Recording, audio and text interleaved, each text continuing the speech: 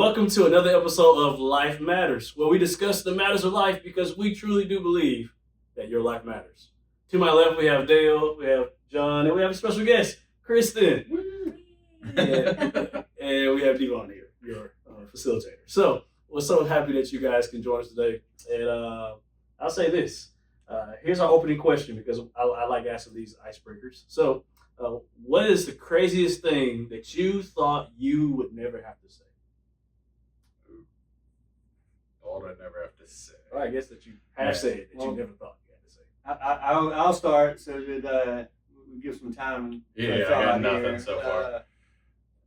I had to look at my maybe 1-year-old son and say, "Get that mouse out of your mouth."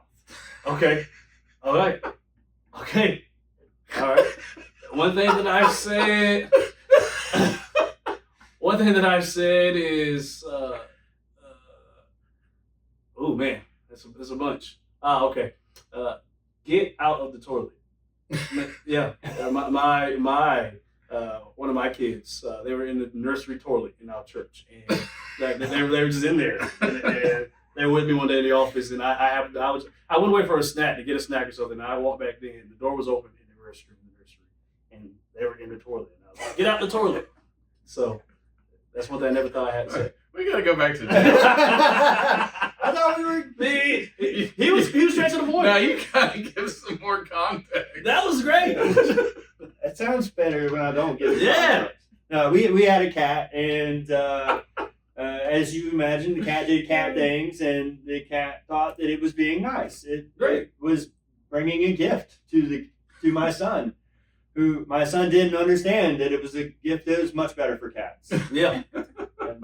And by the time I caught him, like got half of the mouse in his mouth. Yeah, but There you go. Was it alive, you think? No, it was dead. Okay. It was a dead mouse. Okay. I mean, it was a freshly dead mouse. I had to make sure. There are people turning off I had to the make sure. podcast right You now. asked for context. Yeah, This is rated R. Sorry. We This is why I'm facilitating. we will have a real This is reason. why I'm facilitator. Kristen. Please save us. I feel like usually it's something like don't put something in your mouth. Shopping cart. Yeah. If we're at the pediatrician, like, please don't put that in your mouth because we don't know who's been here before. Yeah. Yeah. Or don't put your fingers in fans. That's Yeah. Uh-huh. I don't know. I don't have any like great stories. The best thing that I can think of is just realizing and expressing that like this outfit is not worth saving. You had one of those moments with a baby, and you're just like, we're just throwing this whole thing away. We're this is a lost cause. Yep. Too much chocolate in it. Yeah, there's too much chocolate. That's right. Let's get some context to that. We don't need it. That's it. Just keep moving. All right. If you haven't caught on yet, all these questions or these phrases we've been talking about to specifically children. Mm-hmm. So today we're going to talk about biblical principles for parenting. What's it like to parent? What does God say about parenting? What's it look like? But before we jump in, I want us to go around the room and actually talk about the ages of our children so that people who are listening to this, you get to know that all of our children, all the people who are talking here, the children are all over the place in terms of age. So I'll go first. For me, I have a three-year-old kid, three-nager now. Zeke is my boy. And then Amelia, she's turning 2 in September. So I got 2 little ones. We've got 3, Ellie, Emma, and Eden. So 12, 8, and 6. So all girls, girl dad. I really made this hard, didn't you? Yeah. You don't have to go through all the. We'll be here all day. You can get bookends if you like. I have 7. That is the reason why. I will not be naming off all of them with all their ages, and I always tell people, I say always, I just started telling people this because it just became true not too long ago. Yeah. Mine are between 10 and 20. Technically 19, but close enough. Yeah, close enough. 10, round up. Yeah. That's good bookends. Yeah. Well, Dale, I know all of them by name, so we're good. We're good. Well, for what it's worth, I do know their names. Yes, of course. Yes. Their ages. Yeah, but you say you don't get into it. You're good. That's good. All right. So, John, tell us why are we talking about this? Yeah. So we just recently did a mini conference on parenting, biblical parenting, our approach to raising the next generation. It was a great evening where one of our summer interns kind of planned out the evening, and we had main session, we had breakout sessions. But our focus, it applied to people who were looking at eventually having children, people who are currently parents, and people who are grandparents. We had a really good response to that, and somebody who came to that actually approached and asked if we would do a podcast episode on parenting, dive in a little bit deeper on some of these things, our approach. And so today, hopefully we can dive into a few extra things that we didn't get into during our mini conference, give some encouragement, hopefully share some stories about our experience with parenting. And as we said at the mini conference, it's worth remembering or saying again today, we don't think that we've got everything perfectly right. None of us are here as quote unquote experts on this is the only way to do parenting. But I do believe as a church, it's so important that we view and understand that children are not just the future of the church. I think that's something that's often said. Children are the future of the church. Well, children are a part of the church now. And so what does it look like to disciple, to encourage, to lift up that part of the church now? What does it look like to do that in the home? And kind of, one of our big emphasis, it's not just what we're going to do here at church. It's what you're doing at home. So whether you're a parent, you're a grandparent, you're thinking about having kids one day, people with kids, hopefully we can find some good biblical principles to apply to investing in and pouring into the next generation. Yeah, that's so good. So like what we talked about during the micro conference was several things, but one of the first things that I wanted to get into is the foundation of parenting. One of the things that you mentioned in the mini session that you led was we have an instruction manual actually on parenting. Yeah. Like, it's not just we're coming up with things in midair trying to figure this out on the fly. Now, don't get me wrong. There are times where I'm trying to figure out life and like, how am I going to do this? But we do have an instruction manual. Yeah. And, so let's just go in detail about what the manual is. I mean, the manual is the Bible. Right. What are some references throughout Scripture that we see? Like this is what biblical parenting looks like. All right. So one passage that we use this every time we're doing a child dedication. And I think it's just so valuable for a base concept of biblical parenting is Deuteronomy 6. Yep. Verses 4 through 9. I'm going to read them for us because I think they're worth us discussing in a little bit more detail. It says, "Hear, O Israel, the Lord our God, the Lord is one.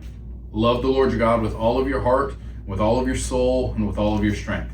These commandments that I give you today are to be on your hearts. Impress them on your children. Talk about them when you sit at home, and when you walk along the road, and when you lie down, and when you get up. Tie them as symbols on your hands and bind them on your foreheads. Write them on the door frames of your houses and on your gates." And so I look at that, and there's a couple of breakdowns for us that I think are worth going into. And it starts with, man, we can't biblically parent, we can't biblically pour into the next generation if we are not taking our own relationship with Christ seriously in the first place. And I think that's where it starts off. Yeah. To dig in further to this verse, to these verses, because it can be easy to hear that and say, okay, so bind them as a sign on your hands and as a symbol on your forehead. Right. So do we just make a symbol on the house then? That's right. Yeah, like is that, you could maybe explain a little bit better. Like, this isn't literal. Right.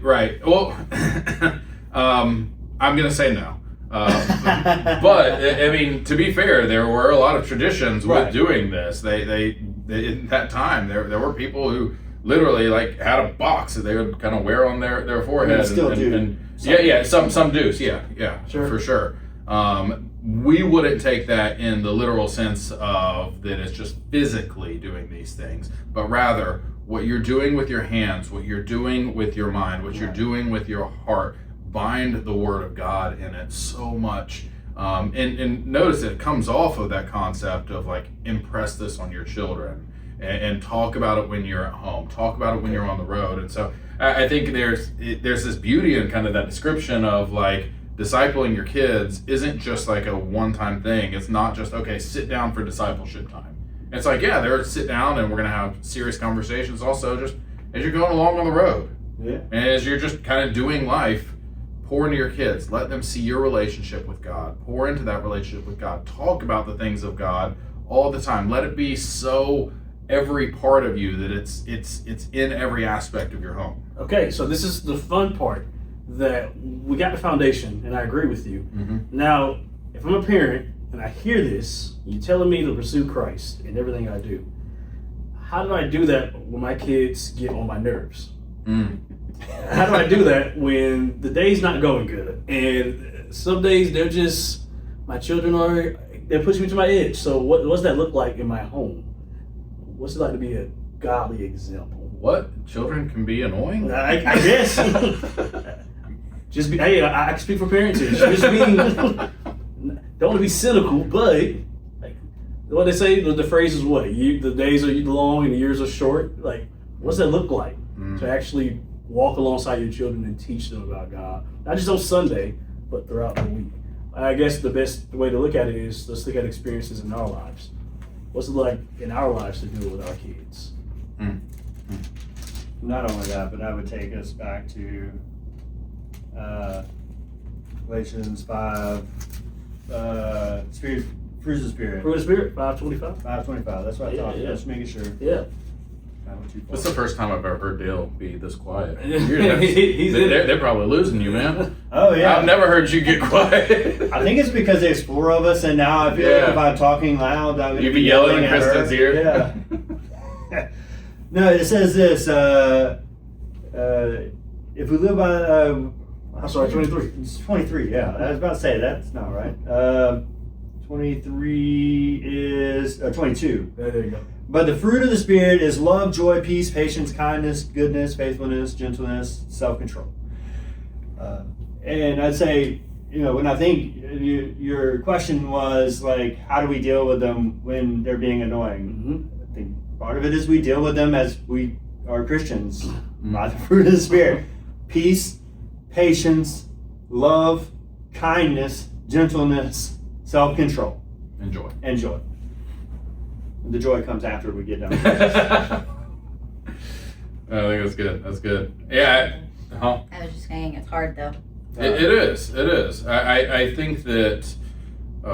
So this kind of came up in one of the parts of the mini conference, and there's kind of a question of like, man, what do we do when we get to that spot where like my patience is gone, I've kind of already gotten to here. Yeah. And I do think there is a temptation, and I would, I'm not going to sit here and be like, oh, I've never yelled, I've never lost my cool. I have.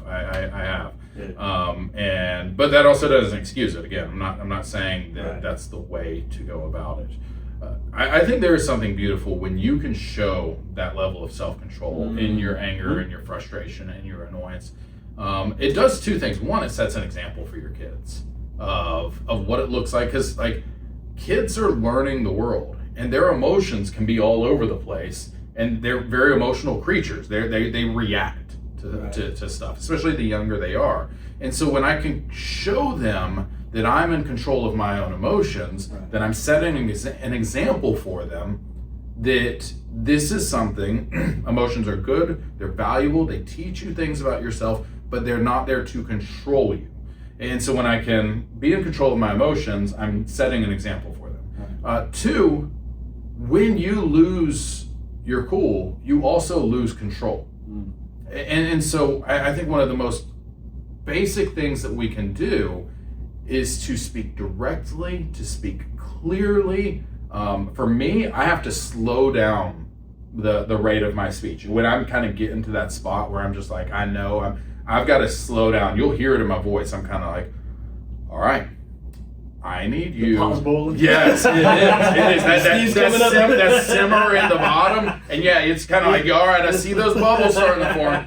I slow it down. I'm going to turn down the knob a little bit, because if I don't, then I'm going to lose control. But not just lose control of myself, I lose control of the situation. And my job as a parent is to guide them, to direct them, and to be in control. Right. To be the director in that scenario. Or for us together in each of our, I know like Kristen's the only wife here, but like representing each of us kind of approach this as families. Right. The husband and wife, if that's your context, if you're a single parent, then like making sure there's one clear direction, one clear movement, right. One clear voice, whatever your context is, that has to be slowed down so it doesn't get into the emotion. So, and even as a couple, there are times where Kristen will be like, she'll give me that look, like, all right, I don't tell. I love it. And hopefully I'm able to do the same thing for her. And so, yeah, I mean, but I'm sure we all have those moments where we're just like, woo, yeah, I gotta. No. To be fair, as I say this, like, also, I haven't been a believer the entire time I've been a parent. And so, like, even coming into being a believer, I don't know anybody that's ever walked into being a believer and just had all of the fruit of the Spirit, just had their full fruit, you don't just, it just doesn't happen. Yeah. And so, like, it's taking me years to, like, put into place the patience, the self-control, and things of that nature. To try to calm down and have rational conversations instead of just, hey, what you did was wrong. Mm-hmm. So I guess that makes me think, what is the goal of raising children then? And I guess when we talk about these emotions, what do you do? What's the distinction that we should talk about when it comes to discipline? That's a big one that I heard a couple times in the conference. Like, how do I discipline my children? Is there one right way? Is there one only way? Are there multiple ways of doing it? So we're gonna let Kristen take it. Like, what's the goal of discipline? What's the goal? Like, is there a distinction between discipline and punishment? Yeah. So, scripture that people often kind of throw into this conversation is, spare the rod, spoil the child. It's not at me. I know some people are just like, I'm uncomfortable now listening to this. Yeah, what is the rod? Right. I think it is important for us to kind of give some biblical clarity to that. One of the other times that we see a rod mentioned in a similar context is in Psalm 23. And it's David, he's talking about himself as a sheep walking through difficult and frustrating and terrifying times. And he talks about looking at God, and he says, your rod and your staff, they comfort me. And I've always thought that was such a beautiful statement, your rod and your staff, they comfort me, because the rod and staff were tools of discipline and correction, but also tools of protection. And so I think for parents, there has to be an open embrace that part of our role is discipline. And I want to distinguish that from just punishment, because it's easy to just like want punishment in terms of like retribution. You did something bad, so I want you to feel bam, justice. Right. Yeah, that's not so much our role. Our role is discipline, which is the root of discipleship. And so discipline and correction and protection. And so within discipline, I think that there is this, like, you have to know what your goal is to communicate to the child. What are you trying to say to them? In the mini conference, I said, man, like, that question of why that we like don't like often to hear as parents, why? Don't get me wrong, there is a point at which children might have to just get to a place of like, because there's something you can't understand in this moment and you're going to need to trust me. Not just because I told you so, but because I have earned the right to speak this truth into your life, or there's something you can't understand. But here's something I said in there, and I think it's so important. When a kid asks you why, you have the opportunity to begin to teach them how to think, how to perceive the world, how to perceive the things of God. And so use the whys as an opportunity, not just to give them one specific situation, but rather how to view and understand and break down the world around us and the things of God and the application of it. Yeah, that's good. Okay. So, how does discipline look like in your homes? Mine very much depends upon the kid and the action. Mm-hmm. So, I will say I've had moments where I've had to spank some of my kids. I would also say not every one of my kids has been spanked. Most of them have, but not all of them. There are different scenarios and different things. It just depends on what they did and how, what did they know about this? So my goal in parenting, and I tell this to my kids quite often, is to raise them to be adults. Good, functioning adults. Obviously, my genuine hope is for them to become believers. And so I'm going to raise them in that way also, but as children, as people, I'm trying to raise them to be adults. To both think for themselves, but to also become successful people. And so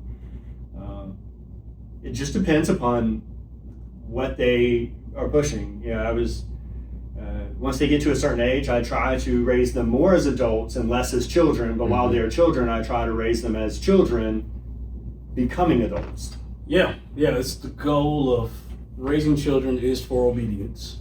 And then as they become teenagers, progressive autonomy. Teaching them how to learn, teaching them what to do in the world, but also remembering that you're still their responsibility too.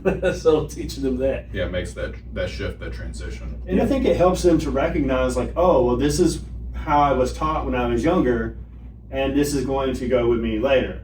And when they know why they are being taught, you talk about like, okay, here's what I want. I just had a conversation yesterday with one of my children of like, here are my goals for you. I want to protect you. I want you to grow in maturity and understanding and express. And I want you to come to know Christ. And that is my biggest hope for you.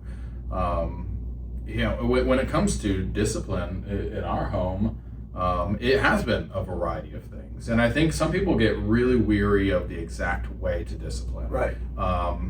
Is physical punishment ever right or wrong? And I think there is a wide openness to this. Now, I want to be clear about physical punishment. If you are physical with your children out of anger, out of retribution, in a way that causes harm, not just recognition, then there's a problem with it. So being a bully, being a jerk. Right. Yeah, this is good. We see that in scripture though. Absolutely. Ephesians 6 tells us that fathers, and talking to all parents, but fathers specifically, do not provoke your children unto wrath. Right. Yeah. So provoking that anger. Right. Rage baiting, right? Trying to get a rise out of them. Yeah. Like, we see that God doesn't prohibit that. Yeah. He prohibits that. He prohibits that, but then like there's this sense of discipline, and so for each of our kids has had times in their lives where they've been spanked in a clear, understanding way, but also want to make very clear that it again can't be done out of anger, but it also like that can't be the only thing. Yeah. Like just a physical punishment. And I know some people are like, wait, don't like. I also tell you, like, if my kid goes to reach for something hot, I'm gonna pop their hand because I want them to feel that before they feel the actual burn that's going to cause. And so the goal isn't retribution. The goal is for them to understand, I don't want this to be worse. Yeah. I don't want the ultimate consequence of where this could lead to. Yeah. Or your kid's running down to the road, and I just go say, "Come here, Zeke." He's running out to the road, and I can't get to him in time. I want to snatch him out the road. Right. I have to. And my goal is, like, genuinely, and I'll do this with my kids. My goal is if I say stop, that they do right away.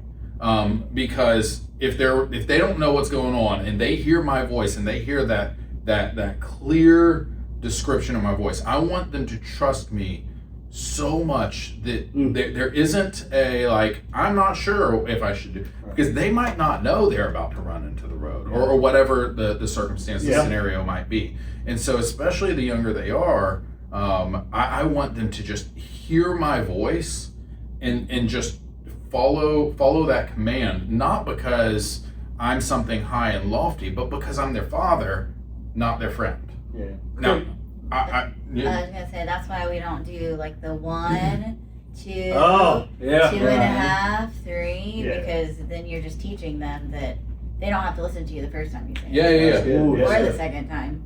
Maybe 2.5 when you're getting closer. You know, right. And then how many parents actually get to 3? Right. Like I've heard people stop at 2.5, and then it's like, okay. I guess you're not going to do it. Right. Right. But because following through with what you said, and that's one of the things I really try to emphasize with parents is, like, if you say something, you've got to follow through with it. You get what you said. Right. So you better, like, if you say, like, maybe you're planning a family trip to go to the pool or whatever, and you're like, that's too soft. Disney. Yeah, but you're going to Disney, and you're like, if you don't clean your room by 5 o'clock today, then we're not going to Disney. You better be prepared to not go to Disney if that's what you're saying. But I bought tickets, John. Right. And I'm not saying cancel your Disney trip. I'm saying don't say something dumb like that in the first place. Because if you're not going to follow through with it, what you're teaching your child is your word is fluffy.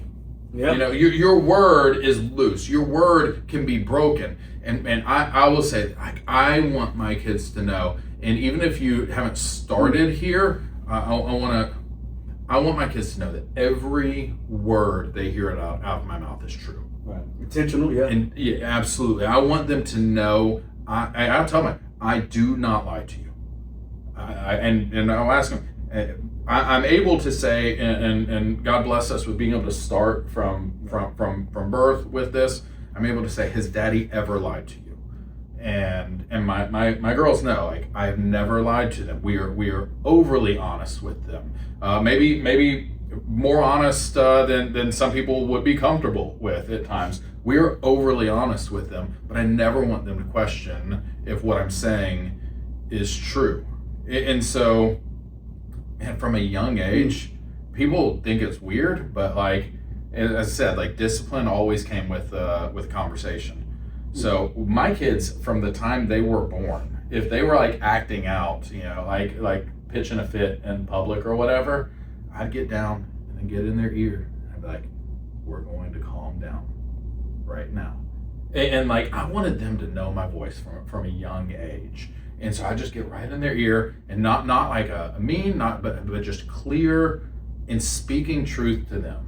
As they got older and they could, hear and see well, we get eye to eye. I always try to get on their level, get eye to eye with them and say, okay, we're going to talk. I mean, just last night I had a moment with one of the kids, and I was just like, she was looking down and stuff, and I was like, no, we're gonna have a conversation. You're gonna look at me, and we're gonna talk.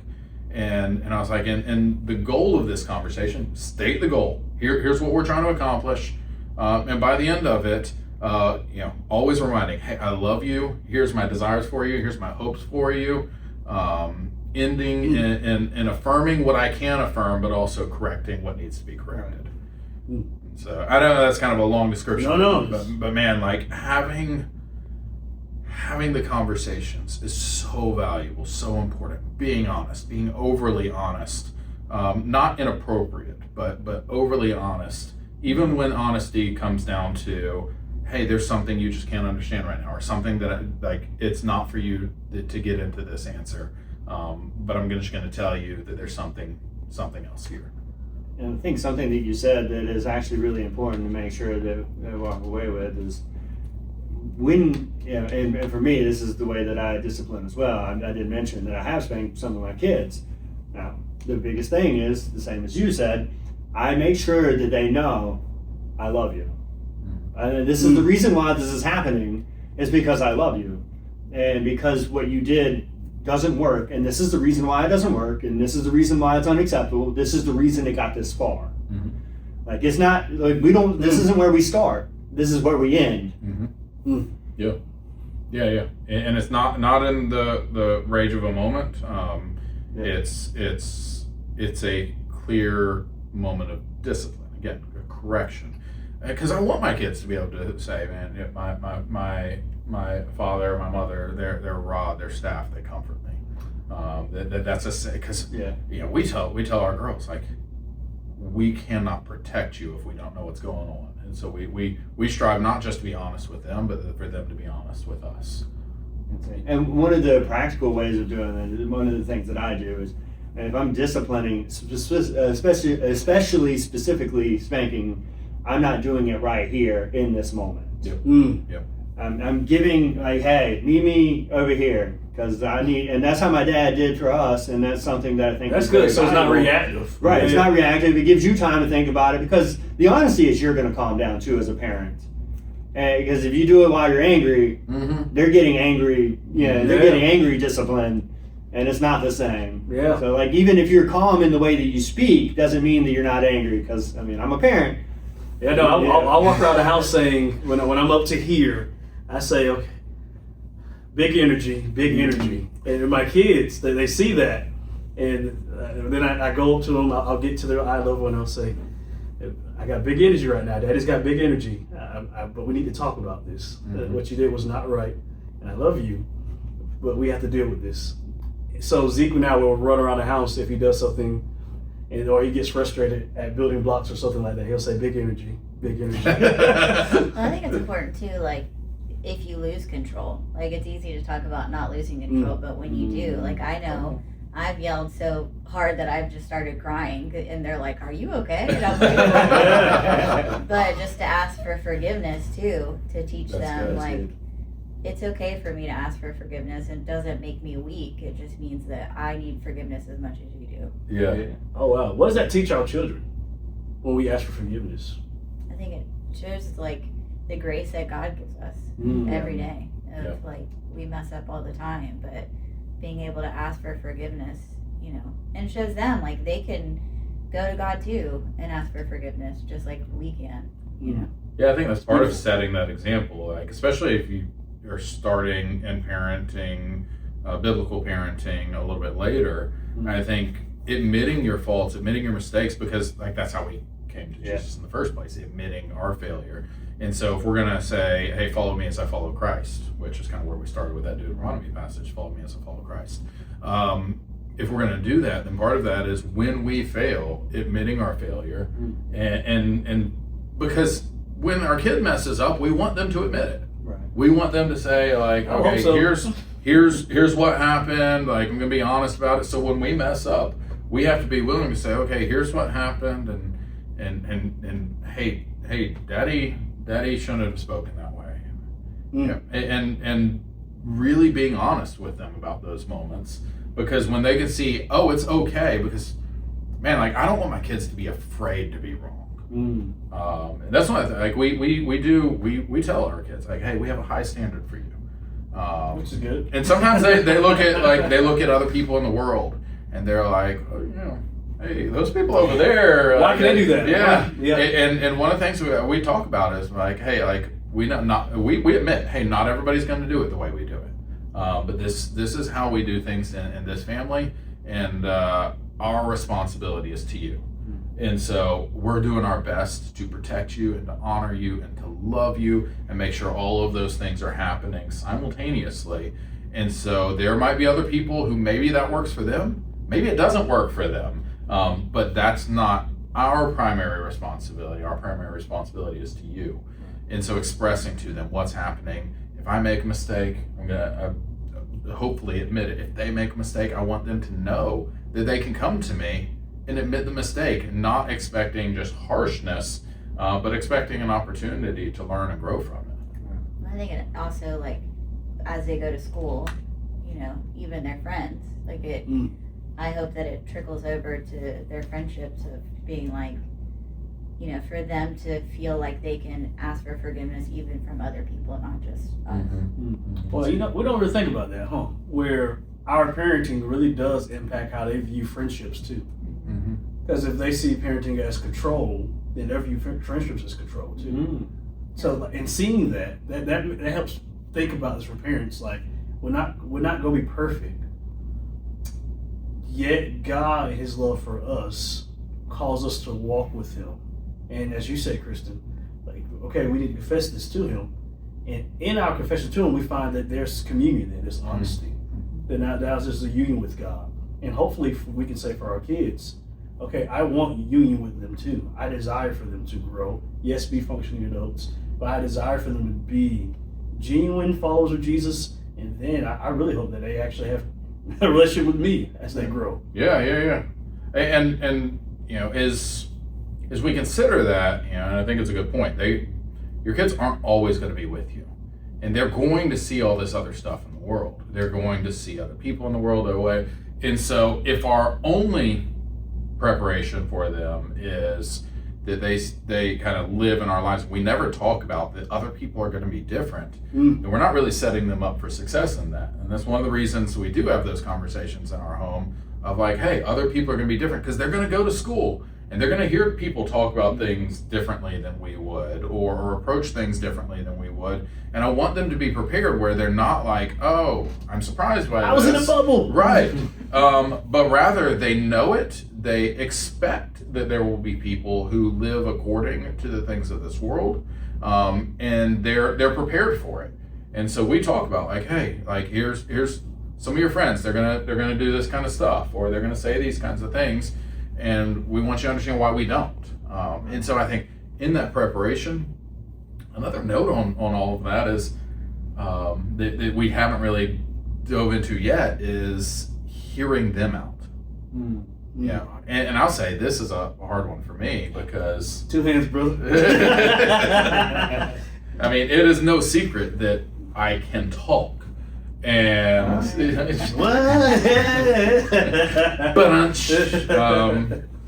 no, but I have to intentionally remind myself to listen to my kids, because it can be easy to like let my perception of a situation just dictate what I'm going to say. I already decide what happened before I walked into a room. Oh wow! And man, just taking the time to ask them. Just yesterday, I shared a little bit some stuff yesterday. Two of my girls were just not getting along well, and so I went in one room and I was like, "Hey, tell me what happened." And I let her just kind of explain everything. And I went in the other room. Hey, tell me what happened. Okay, detective. Yeah. And then I kind of brought them together, and I'm like, okay, we're gonna kind of walk through, and where I see inconsistencies, I'm gonna kind of point those out, and walk through it. But hearing them out, because if all we do is lecture our kids, we don't really give them an opportunity to grow. When we give them an opportunity to speak back into it, even if they're mad at us, you know, maybe they're frustrated at us, maybe they're going to point out something that we did wrong, and we need to hear that, and we are not above them ever calling us out if we failed in some way. And so, man, taking time to listen to their concerns, because you know, I do a lot of counseling, and in counseling I do a lot more listening than talking. And the more I can get somebody to talk about what's going on, maybe we find out like, hey, there's something going on at school that if you don't take time to listen, you're going to miss out on. There's a fear that your child has that if you don't take time to just listen, there's something they don't want to tell you about that their friends told them to keep secret. And if you don't take time to listen, you're going to miss those things. And so listening is such an important part of that discipleship pattern. That's so good. That's so good. You guys, let's see. Let's see. Now I'm thinking about if listening is, because parenting's two-way in a sense. Like we say prayer is just talking to God, but no, prayer is also listening to God too. And it seems like parenting, no, the children don't parent you, but yet it is important to be able to get down on their level, see things from their perspective. And maybe that shows that parenting is not just all about control, it's about compassion. Yeah. I mean, I think we have to care about their emotional state too. Yeah. Yeah, I guess as we talk about all these things, it's easy to just be like, oh, they just need to get it together. Suck it up. Right. Throw some dirt on it. Yeah. That's right. No, but we should care about their emotions, their feelings. I mean, I've got all girls, so like there are a decent amount of emotions and feelings in our home at times. And I'm realizing as they get older, there's probably going to be more of that. And so not invalidating their emotions, but allowing them to understand the proper place for their emotions, to appreciate their emotions, but also not let them be controlled by them. And I think part of that is like understanding that it's easy to just see the moment, but when we understand every single moment that we have with our kids is part of the long term. And so maintaining a long term, that what am I teaching my child in this moment? And how is that moment going to impact their perception? Whether it's if I'm counting to 3, which ends up counting to 75, then I'm teaching them that my words aren't actually worth listening to. If I give in after I've already set a clear description, a clear command, then what I'm teaching them is if you scream, if you cry, that's actually the way to get your way. So some parents are like, oh, and I'm not trying to pick on anybody, but some parents are like, man, my kids just scream and cry and I just can't. And I'm like, because you told them that. Right. Yeah. You told them that by giving in after they screamed and cried enough. And man, there have been times where I wanted to give up. I just wanted to be like, this is not worth it. And the reality is there are times that it wasn't worth it seemingly in that moment. Right. The issue itself wasn't that big of a deal. But I also knew I was going to teach my kids something in the long term by if I give in to you now, then what I'm teaching you is that you get your way eventually. Okay, but now there are, I don't know if you guys know this phrase, gentle parenting's out now. It's a big phrase. And people, like, we get social sciences tell us, psychology, all these different liberal arts studies tell us that you have to respond to your kid. You have to be gentle with them because that kid is, they need to know that they can trust you. So how do you combat that while also affirming that, hey, we do need to be there for our children? I love that. I love the word that you use there, trust, so that they will trust you. And so honestly, that's one of my favorite things about parenting. One of the things that John actually helped me with, whether he recognizes it or not, many years ago, he said something simple, I think in passing, at some point in time, in one conversation one day, a long time ago. And that is that his children remind him of how much God loves him. And now, John hasn't had the pleasure of quite going through some of the things that I've had to go with because of the age difference of our kids. And yet that still remains the same. And so, like, in some of the things that my kids have done, it's reminded me of how much God loved me. But also, I've had the opportunity to, like, remind my kids, like, hey, I don't tell you things for fun. Like, I'm not disciplining you for fun. Mm-hmm. I'm doing all these things because you can trust me, and yet you're not. And that's how we're getting here. That's also what God calls us to, is to trust Him. Yeah. And so ultimately, what it comes down to is our kids should be able to trust us because we're trustworthy. Yeah. Now, we have to be trustworthy in order to be trusted, but the same concept with God is God is trustworthy, and therefore, but then as we look at some of the ways that He takes care of His children, sometimes if you get into the Old Testament, sometimes it feels like a lot more discipline, but it was all for the purpose of preserving and loving the children who did trust Him. Yeah, and I think we do it in kindness. It's not an aggression toward our children.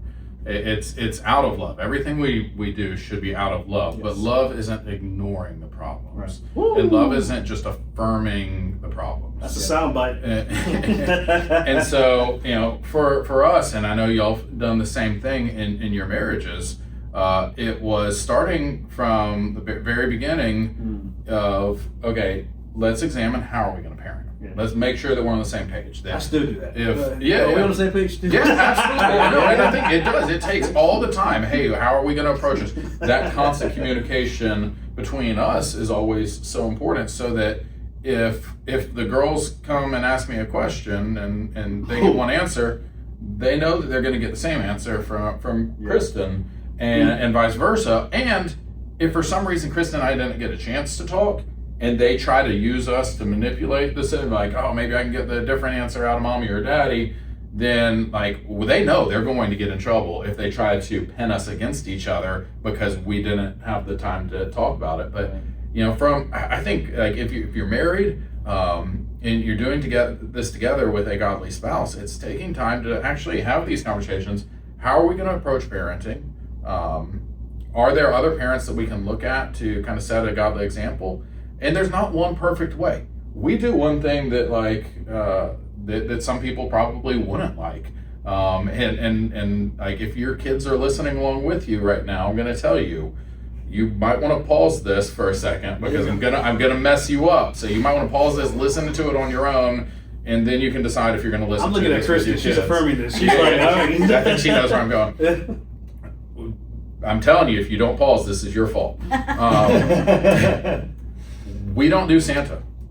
I've had so many Christian families appalled at me that we don't do it. Now we still we still have fun. We see them at the mall or whatever, and we'll watch movies with it. It's a pretend thing, and that's fun. And we explain it as in our family. We just say, hey, that's a tradition that a lot of people have. It's fun. It's silly. It's pretend.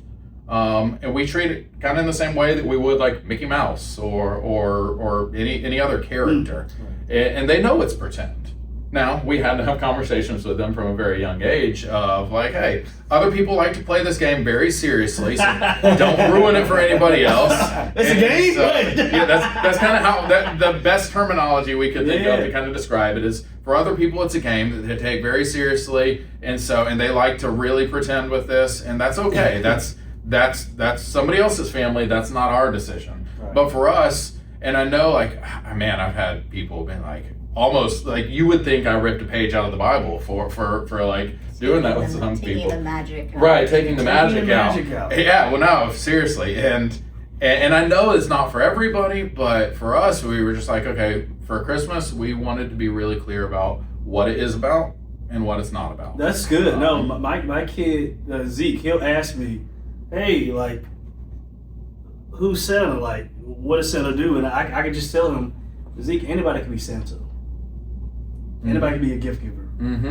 But there's only one Jesus. And teaching them that at a young age, that he's okay, even if there is something to this, he's starting to get the holiday things, starting to look around for it. Right. There's a distinction between what is for people and then what is transcendent. What is here on earth versus who's under control in heaven. And just to clarify for anybody that just listened to that and they're oh, this is a Christian, this is what I have to do. Right.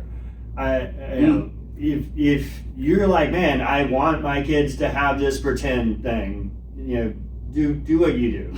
You're not going to hell for allowing your kids to believe in Santa. Though you also, the point that he's getting at is, what is the point of Christmas? And that is lost a lot of times when you add Santa in. Well, the point of Easter. Or the point of Easter. And honestly, not only that, but for us, and again, this was just our approach. I would just encourage you, just have a conversation about it in your homes. Right. Yeah. You come to your own decisions. For us, it was, we didn't want to blur the line between when are we telling the truth, and when are we telling you something that's pretend. And so for us, it was just very clear. We're always going to be honest with you.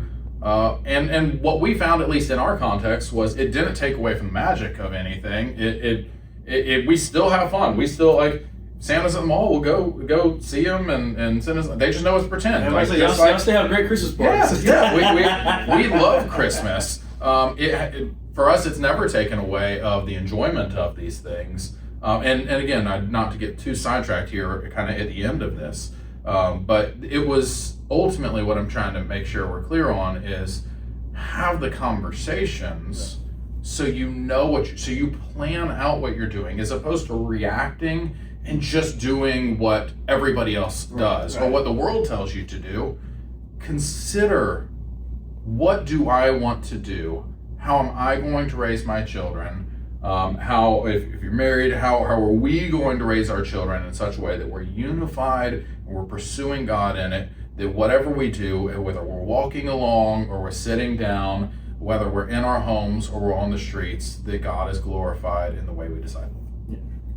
This is a great book. It's a good resource, actually. It's called Raising Kids with a Heart for Mission. And it's literally a short book, literally. But you can read this in, I would say, really fast. But it gives you great principles for what it looks like to raise your kids biblically, but also gives you practical tips for how to do that with Jesus in mind, because Jesus is the main goal. Yep, that's right. Investing in His kingdom. So, that's good. You guys, anything else? No. Anything else? I think we went a little bit long because Kristen was talking so much. It's always me. That's great. That's great. There. Thanks. It is.